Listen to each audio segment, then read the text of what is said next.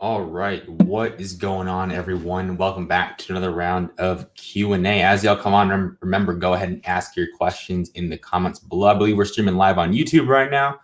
We are live on Facebook as well in the group and on my timeline. So as you guys come on, say what's up. Let me know you're watching. Drop a like on the video if you're enjoying it, you find value out of it, I answer your question, or you just want to show me some love and drop a like on the video, I'd appreciate it.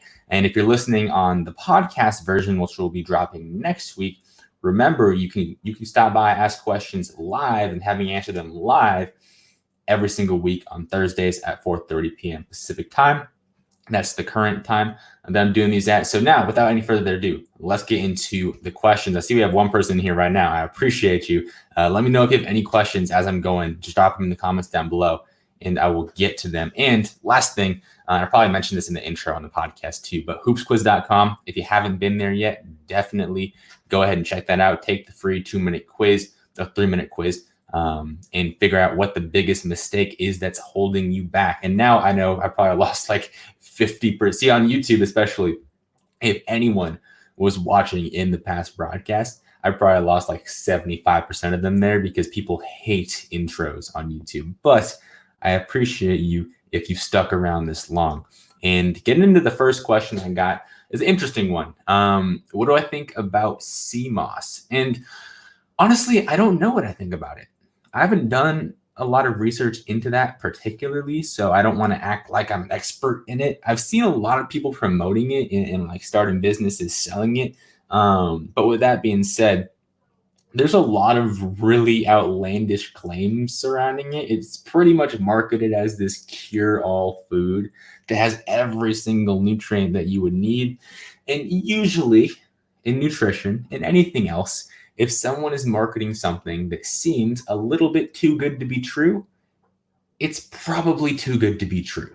And that seems like what's going on here. My hunch is that it's probably not a negative. So if you're eating it or consuming it or taking it, I don't really know how it's consumed. It's likely not going to hurt you. Again, double check. Who knows? It might be like toxic or something. But as far as I know, you should be fine. But it's likely not going to hurt you. But don't get caught up in the hype. There really is no single food that's going to make or break your nutrition success. There's no single food that's going to make or break your health. There's no single food that's going to make or break your muscle gain. There is no single food that's going to make or break your fat loss. And there's no single food that's going to make or break your performance on the basketball court and off the basketball court for that matter. Single foods never make or break a nutrition plan, unless you are deathly allergic to a given food. Like if you're not lactose intolerant, lactose intolerance isn't an allergy, it's an intolerance. But if you're allergic to dairy or milk and you have milk and you get an allergic reaction and die, like obviously probably shouldn't have it. That food can make or break it. But unless you're deathly allergic to something, it's not going to blow up your nutrition plan. So just keep that in mind. Don't get caught up in the hype, both in the positive and negative ways. You see headlines, and they do this to misguide you and it's a marketing tactic. They're trying to get to your curiosity and get you to click. I do it too in my videos, except my videos actually deliver on the promise that the headline promises. So this is a Q&A with the basketball nutritionist. Here we are, Q&A with the basketball nutritionist. But long story short, it's a marketing tactic, and you see it a lot. They're like, oh, this food will stop your fat loss, or this food will keep you from gaining muscle, or this food prevents cancer, whatever. Usually not true. It's the combination of your whole entire diet that comes together to get you the benefit or to hurt you. So if your complete diet is crap, then yeah, probably not gonna be a good look. But it's never really gonna be a single food. So I know I'm kind of being a dead horse right now, kind of driven this point into the ground, but hopefully you understand it. And I'm really harping on this because it's important for you to understand. You don't know how many questions I get in my Instagram DMs where it's like, oh, what foods are going to help me build muscle? What food do I need to eat to burn fat? And it's well-intentioned, like the fact that someone's even thinking about nutrition, miles ahead of most people. But it's a little bit misguided, and we got to get that in check. So really the biggest thing is making sure your total daily calorie intake, total daily macronutrient intake, your total daily micronutrient intake, so getting a wide variety of different fruits and vegetables, not just one magical superfood, that is going to lead to success with your nutrition plan. So hopefully that makes sense. And getting back to the original question that sparked this side tangent, is sea moss good for you or bad for you? It's probably fine, but don't expect it to be this magic cure-all that it's often painted as. Now, moving on to the next question we got, and it's not so much a question, it's just a really common theme that I've been seeing in my DMs, and it's this idea of people asking me, "Oh, my mom is 5'5", my dad's 6'1", how tall am I going to be?" Or, "Oh, my mom is 5'2", my dad's 4'11", can I be 6 feet?" That last one was a little bit of a joke if you couldn't tell. But I get these questions, or I don't even want to say I get these questions, but in the past week, when I put that questions box on my Instagram story, I got a lot of those types of questions. And my thing with that is you really cannot control that to an extent. I'll get into a little bit how you can kind of quote unquote control your height if you're still growing right now. But for the most part, it's going to be determined by genetics. Unless you do some stuff seriously wrong, your height is going to be determined by your genetics. So it's not really worth it to stress over it and wonder, like, how am I going to add an extra half an inch to my height when that's really not going to happen in most cases. In most cases, it's already predetermined. It kind of sucks, especially if you're not that tall. But the good thing is, usually if you're not as tall, you're probably a little bit quicker. So I'm a little bit jealous of you there. I'm 6'5", but I'm definitely not quick or agile or explosive. Can barely dunk a basketball. Probably can't dunk a basketball right now.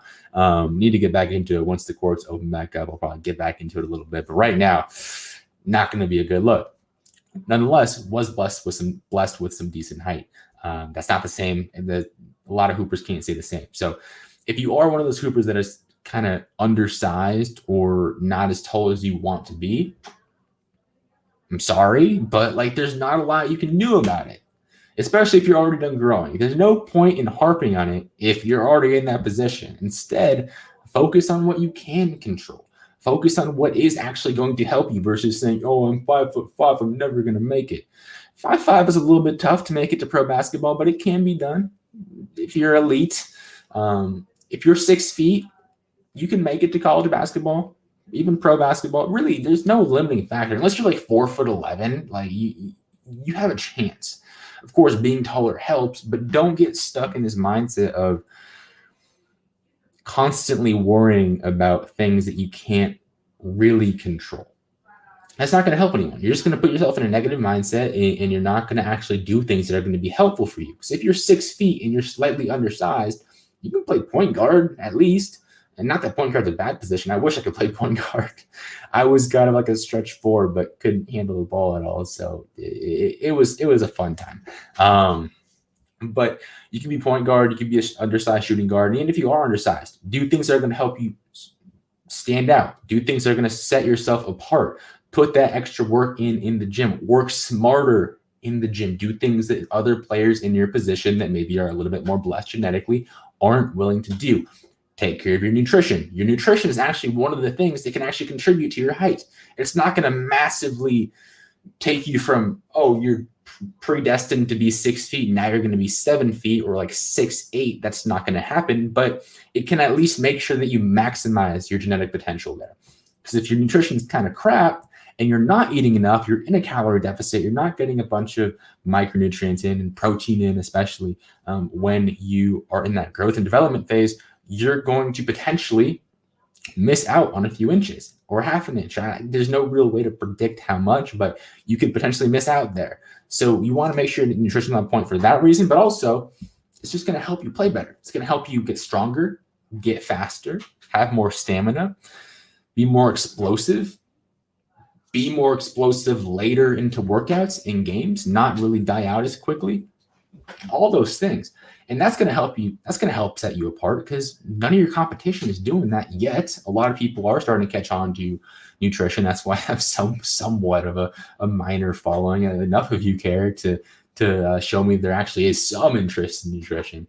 But all jokes aside, it is becoming something that is a lot more looked at and a lot more prominent in basketball now. People are starting to understand. So right now, I would still say it's a secret weapon for you because a lot of people aren't doing it. But eventually, it's not going to be a secret weapon anymore.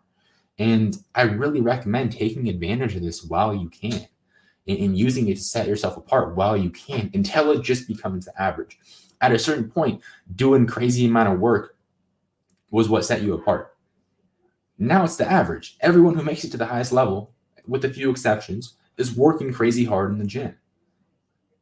That doesn't make you special. Waking up at 5 a.m. to go train doesn't make you special. Waking up at 3 a.m., maybe a little bit, that just kind of proves you're a little bit psychotic and maybe under-recovered, but hey, you got to do what you got to do. But really working hard doesn't set you apart anymore. You got to find ways to work smart. By the way, if you want to do that, follow my guy Coleman Ayers. He's posting a bunch of stuff that just blows my mind as far as like basketball training and like super in depth. And I believe, there's a nutrition Q&A on his app as well. So if you want to check that out, it's not linked right now in the description below, but I'll probably link it down there. Good friend of mine, and I would definitely recommend checking him out. But really training smart, getting your nutrition dialed in, getting enough sleep. I promise you, your teammates are probably staying up till midnight, 1 a.m., playing video games, scrolling through social media. Even if you're a pro player, people still suck at getting sleep. If you can at least get decent sleep, that's another thing that can be your secret weapon. And it's just like people want to focus on what they can't do or like what they can't control, because then it helps them feel good about the work that they're not doing. It helps them feel like, I might as well just not even try. Like I'm undersized. Poor me.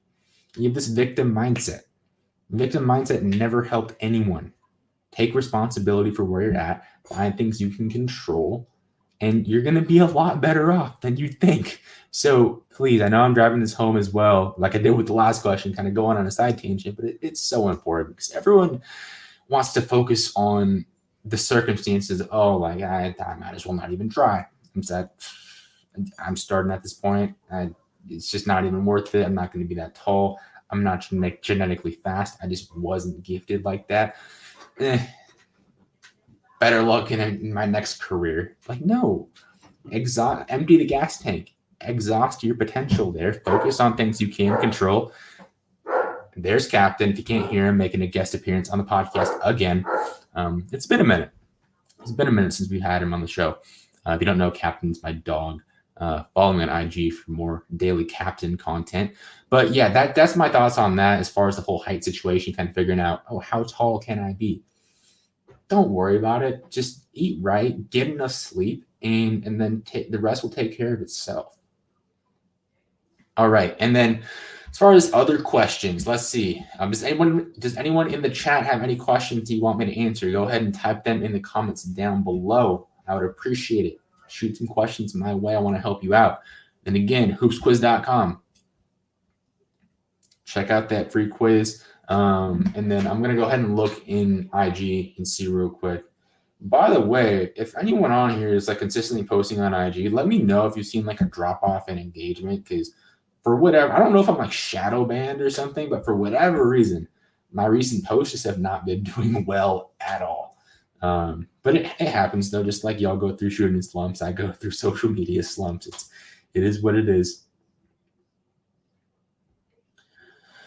Oh, this is a good one. I'll dive into this. So there has been a pretty prominent basketball influencer, coach, or trainer, whatever you want to call it. I'm not going to name names here, but he recently pushed out a diet, like some 28-day program that is very questionable, to say the least. And if you know what I'm talking about, maybe you got the email, maybe you didn't, please just be careful.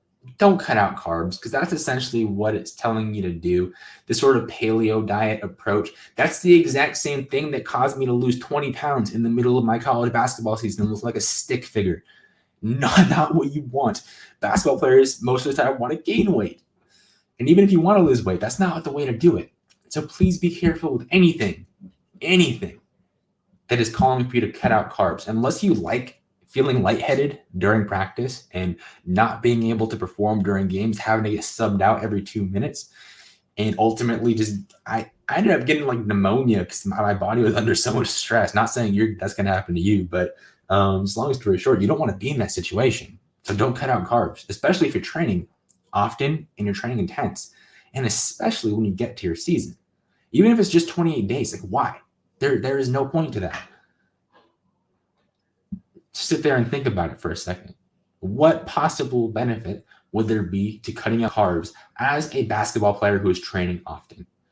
I'm sure there are some exceptions to the rule, but we're not talking the exception here. We're talking the vast majority. And if you're watching this or listening to this, you're in that majority most likely that needs to be eating carbs to fuel activity. So even though it seems cool and it seems fancy, you use all these fancy terminology and words and things to make it sound smart and like the thing to do, be careful. And again, not naming names. If the shoe fits, the shoe fits. But it's just something I'm tired of in the nutrition space. Like, why do we have to keep pushing cutting carbs? It's one thing to push it to general population, people who want to lose a couple pounds. Like that can work. It's not ideal for many people, but it can work. But for basketball players, why would you tell a basketball player to cut out carbs and like avoid processed carbs? Like that doesn't make any sense. None. It just doesn't. Basketball is mainly a glycolytic activity. Yes, there is an aerobic component, but even in aerobic metabolism, carbohydrates are oxidized. And the rate of carbohydrate oxidation in aerobic metabolism is faster than the rate of fat oxidation in aerobic metabolism. That means that your body is able to use carbs at a faster rate, giving you more energy faster, which helps you not fatigue during basketball and during weight training and during conditioning and all those things you're doing. So please, if you want to perform well and have any chance of having a good workout, having a good game consistently, eat your carbs. And when I say eat carbs, I don't mean go eating donuts and sugary cereal all day long. Sure, included in moderation, but like white rice, sweet potatoes, oats, rice cakes, brown rice, white or brown, doesn't really matter. All rice is created equal. But like, it's not a debate. You need carbs. You need carbohydrates. So please do not cut them out. I'm going to step off my soapbox now. Hopefully you understand. If you don't, go ahead, try it. Try cutting out carbs. Just try it for 2 weeks. See how you feel. It's likely not going to be a good look. So hopefully you understand that. Please take my word for it. Please take the research's word. I could cite my sources all day long. So please believe me here. Yeah, I took a little. I haven't been live in a while, so I'm feeling a little animated. And also, people asking to are people telling basketball players to cut out carbs? Almost gets me as annoyed as people telling basketball players they need to go vegan, which, by the way, is my video topic for next Saturday's video. So definitely stay tuned to that. But yeah, a good break from live video content usually does me well. And I say break. I had a live podcast interview on Monday. What am I talking about? Break. But yeah, I mean, the past couple weeks or so, I've been not a slump, but I just haven't been super motivated to create content because I'm like talking about the same things over and over again. It's kind of what I do. And it's important to talk about the same things over and over again because those same things are very important, like not cutting out carbs, eating enough calories, stuff like that. So I got a cool surprise coming on Sunday. Not related to basketball or nutrition. I'm kind of nutrition, but not related to basketball at all. But I'm excited about it. Can be releasing it on Sunday or not. I don't know if releasing is the right word, but showing you guys on Sunday. So there's that. But Maddie, do you have any questions? Give me something to work with.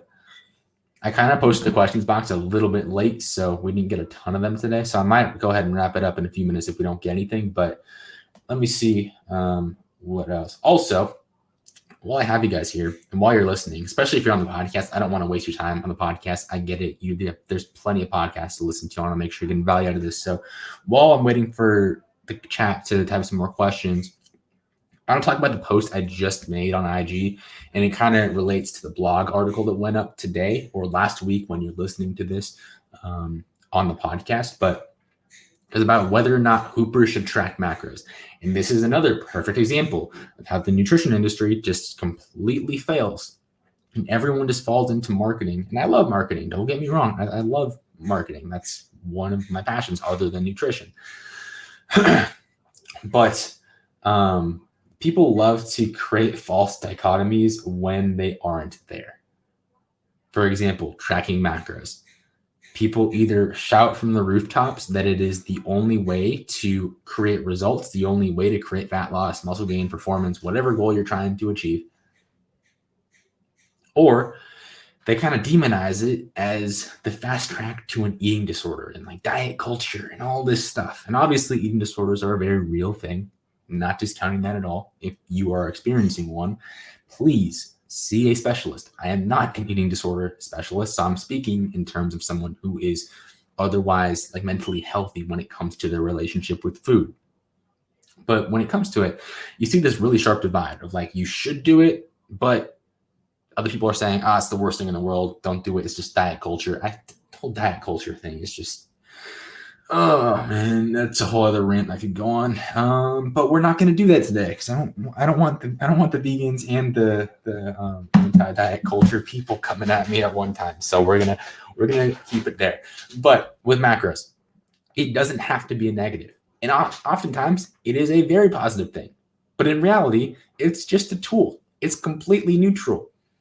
Whether it's good or bad depends on the person you're using it with. So obviously, I would not have a person with an eating disorder track macros. I would not have a person with an eating disorder work with me because that's not what I do. But if someone is trying to achieve a very specific result and already has the foundation of like healthy habits and having a consistent meal schedule in place, having a consistent meal structure in place, consistent hydration habits, consistent sleep habits, if they have those things in place, tracking macros is the logical next step, especially if they're not really want to be in terms of their specific goals. And especially if those goals are aesthetically driven, but also performance driven. Tracking macros is a very helpful tool to create very tangible metrics. It's not perfect. It has its flaws. When you think you're eating 200 grams of protein, you're probably not actually eating 200 grams of protein. But, excuse me. But it is very helpful for creating that sort of structure, and it gives us metrics to work with. And really, that's the closest way possible to guaranteeing that you know how much you're eating. Again, there's flaws and there's errors in food labels and measuring and stuff like that. But for the most part, it's a lot more accurate than just guessing. So it can be a helpful tool for expediting the process and speeding up the process of hitting a certain goal. And it's a great educational tool. You start to realize, oh, that's what a serving of peanut butter looks like. That's what a serving of chicken looks like. That's what a serving of a donut looks like. Because yes, you can have donuts on your nutrition plan. You can't have pizza. I don't know why I always refer to donuts and pizza when I talk about quote unquote junk food or what people would call junk food. Obviously, it's not the greatest in the world, but you can have it in moderation. It's fine. But it teaches you those portion sizes. Getting back to the point, it teaches you those portion sizes, teaches you what your day of eating should look like on a regular basis. So once you've hit your goal and you're happy with where you're at and you're just maintaining, you don't have to track anymore. It's not like a life sentence. People think they are a life sentence. You have to track macros forever. No, you don't. You probably shouldn't. I haven't tracked in months. And I've pretty much maintained my weight, if not look a little better than I did a month or two ago. Excuse me. I really should have got water, but we're going to power through it. It's not this life sentence. You don't have to track forever, and you shouldn't. And actually, tracking macros correctly teaches you how to not have to track macros. So it's a very helpful tool when used in the correct context. And if you want to learn more about that or read more into that, check out today's blog article. It's on LinkedIn. I'm going to put the link in my bio as well on IG. But if you just go on LinkedIn, type in Tommy Clark, like nutrition coach or something, it should pop up. And if you want it and you can't find it, just DM me, let me know, or comment down below, let me know, and I'll send you the link. But yeah, that's my thoughts on that. Hopefully I didn't offend anyone. I don't think I offended anyone. I think that was a pretty neutral stance. All right, next question. This This question is from Maddie. He's referring to something Drew Hanlon said on his podcast. He said, since 12 years old, Drew cut out all desserts to have an extra edge. His reasoning was being 100% committed is, I'm going to start that sentence over because I can't read apparently. His reasoning was being 100% committed. That's the wrong comment. I'll get to that one in a second. I'm gonna just start that entire phrase over. I can't read about what you said regarding. Wait, what, Maddie? You're typing questions. It's throwing me off. Okay, here's the question. Since 12 years old, Drew, referring to Drew Hanlon, cut out all desserts to have an extra edge. His reasoning was being 100% committed is easier than 95% committed. He does have a point, and it made me think about what you said regarding cheat meals, having your balanced diet, and how being 100% committed isn't sustainable. I see both sides here, but I like to know where you're at on this, where your thoughts are on this. That's going to depend on the individual, on your personality type. If you're someone who wants to cut out all dessert and like you derive no enjoyment from food whatsoever, then by all means, you go ahead. That's fine. All power to you. This really just comes down to what you enjoy and what you can be sustainable with. So if you don't feel the need to have, I'm not saying, and this is where the whole like moderation thing kind of gets a little bit distorted because people are saying, like I've said, I made a post about it. You can have pizza on your nutrition plan. I'm not saying you have to have pizza on your nutrition plan. If you don't want it, if you don't want to have many foods like that, don't. I really don't that often. My dessert is like a handful of chocolate chips. Like that's what I do. That's my flexibility. But I don't feel the need to have pizza largely because pizza makes me feel like crap because I'm lactose intolerant. But no, Matt, I get what you're saying. I get what you're saying. I totally get what you're saying in that question. But yeah, my thing is it's totally independent, like or totally individual to the person. If someone can see themselves sticking to that and enjoying that and actually just not having an issue with that forever, cool. By all means. And eventually, yeah, you'll probably get to a point where you don't really want that dessert anymore. And that's great. But a lot of people can't do that. The majority of people aren't going to do that.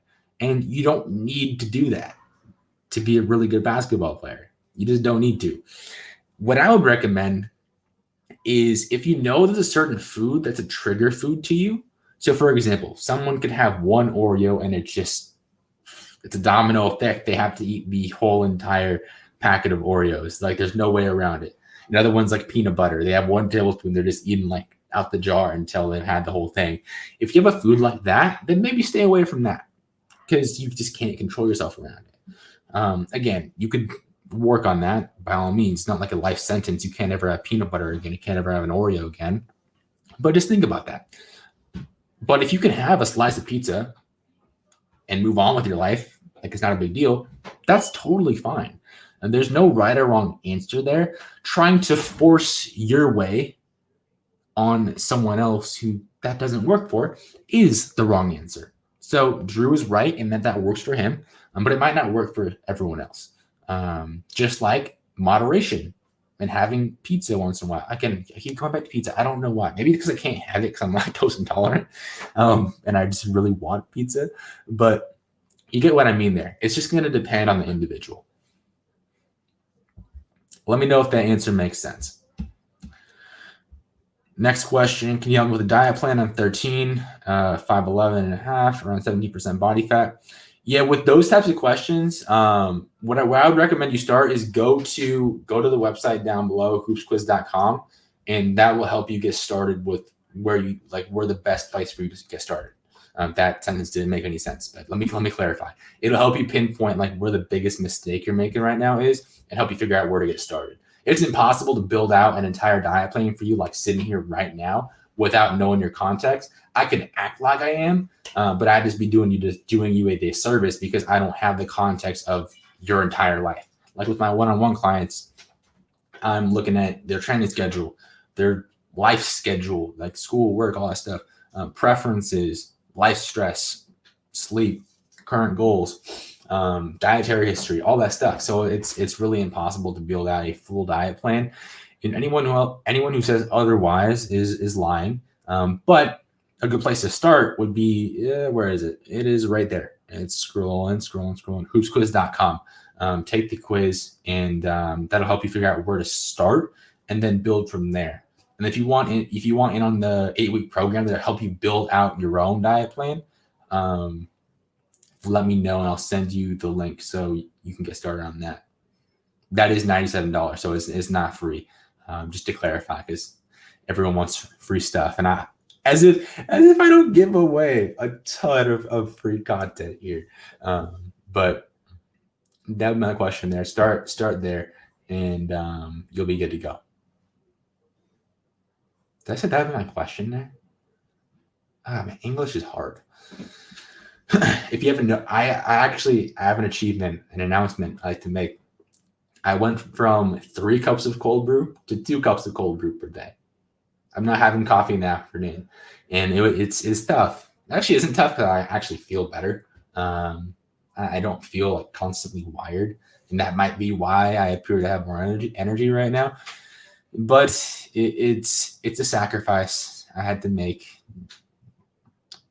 I like that afternoon cup of coffee because it kind of gives you a little bit of a boost, but it's just the trade-off wasn't worth it. I wasn't getting that great. I was like sleeping and I was falling asleep easy. Like I thought I was getting good sleep, but I'd wake up in the morning just not feeling good. I'm just super tired. So made that change. It's quite the step in the right direction for me. I don't think I'll ever cut out coffee completely. That's just not going to happen. But just thought you guys should know. I'm still drinking my cold brew just early in the morning so I can get some good sleep at night. All right, this is probably going to be the last question because my voice is getting tired and I want this to sound like I'm a human being on the podcast. No, if anything, Maddie, it's helped me. And Elijah, I see your question. I'm going to get to that right now. But no, it's actually helped me. I feel better, feel like more like stable. It's like, you know how you don't want to get too high, you don't want to get too low. When I'm drinking a lot of coffee, I'm like super like on that high, and then it just like crashes super low, and that's just not fun. Not a fun place to be. So now that I've kind of dialed it back a little bit, I'm kind of finding myself more in that middle ground, which is an adjustment because being up there and like all amped up and ready to go it's fun and it feels good, but it's not good long term. So that's my thought process there. I feel like I have a much clearer energy right now. So yeah, that's where I'm at. And I'm also kind of sneak peek to what I'm revealing on Sunday. It's not like this massive project, like a lot of you probably won't care. But it has to do with what I've been doing on Twitch and streaming and stuff like that. Going to be taking that up a little bit more. So yeah, little hint at that. But last question. Don't want to hold you up too long, Elijah. Let's see what we got. Anything I can do to increase my vertical? I'm so close to touching backboard at 5'4". That's dope. But yeah, I mean, to improve, wow, stutter. To improve your vertical. 1, that's 2. If you can't see on the podcast, I just said 1, put up 2 fingers. 1, if you haven't watched the YouTube video going over how to use nutrition to increase your vertical jump, that is where I would start. It's on the channel. But really, with your nutrition, all you got to do is just make sure you're at least at maintenance and your macros are on point and you're eating plenty of fruits and vegetables and pretty much just a good, balanced, solid nutrition plan in place. That's going to be fine for you. And then as far as like training and stuff like that, as I would say, like training is not really my wheelhouse. I just have little desire to learn more than like the basics about it. That's just me, my personality. I don't find it that interesting. It is important, but if you want to learn more about training stuff, probably PJ Performance, the obvious answer there to check out his page and his programs. I would check that out. I'm trying to think what else. Get enough sleep. If you're not sleeping enough, you're probably not getting the most out of your training. So I would start with that too. And yeah, that should be good. Let me know if they answer the question. I know it's not like the most exciting answer, but that's really what works. Just having a good overall nutrition plan that's balanced, meets all your needs, and puts you in a position to get the most out of your training so you can speed up the adaptation from that training and get the result of jumping higher. God, my voice is on like his last thread. So with that, going to go ahead and wrap it up. And before y'all leave, because I know everyone on YouTube, whenever they hear, oh, I'm going to wrap it up, they just bounce out of here. Before you guys dip off of this YouTube video, just wait 1 second. And before you exit out the podcast, 1 second. Number one, I appreciate you listening and watching till the end. Hopefully you enjoyed this. Hopefully you got value out of it. I do these once a week. As of right now, my voice is slowly or quickly going away. But as of right now, Thursday, 4:30 Pacific time. That's usually when I'm doing them. If that time changes, I will let you know on social media as always. And then remember, hoopsquiz.com, scrolling across the bottom of the screen right there. Take that free quiz, get your free game plan. Oh, I also didn't mention that. When you take the quiz, you get a free game plan to actually figure out like how to get started with your nutrition plan. So do that. And there's a new YouTube video dropping on Saturday going over how to grocery shop as a basketball player. Super underrated skill. So if you're new around here, subscribe and also turn on your notifications if you haven't yet. Because subscriptions don't really mean much because they barely pop up on your feed. So if you want to see my videos, you find value out of them, you want to get better at basketball through nutrition and use that as your secret weapon, turn on notifications so you see my videos and you don't miss any of them, because I try to make them as valuable as possible and give you everything you need to be a successful basketball player. So I appreciate you guys who tuned in. Got some really good questions today, and I'll be back next week. And lastly, if you enjoyed this, click the URL up there, wherever there's the share button down here somewhere. Share it with someone you know. They'll probably benefit from it. And with that, stay safe, stay healthy. And that was the cringiest outro ever. But I will see you guys next week.